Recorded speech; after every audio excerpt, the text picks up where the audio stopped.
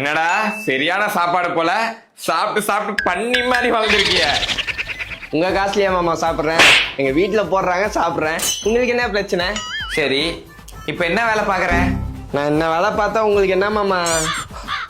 மாசம் ஒரு 40,000 ரூபாய் சம்பாதிப்பியா? எதுக்கு? நான் உண்மையை சொன்னா வயிறு எஞ்சி போலாம் இல்லையே செத்து வைக்க. விடுங்க மாமா. என்னடா இப்படி பேசுற மாமா கிட்ட? உன் நல்லது தானே சொல்லுவாரு.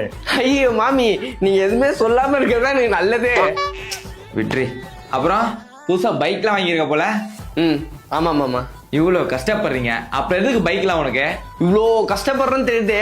இதுவரையும் ஒரு 5 ரூபாய், எப்படி 5 ரூபாய் கொடுத்து ஹெல்ப் பண்ணிருக்கீங்களா? அப்புறம் வயசாயிட்டே போகுது, பொண்ணு ஏதாவது பாக்குறீங்களா இல்லையா? கல்யாணமா?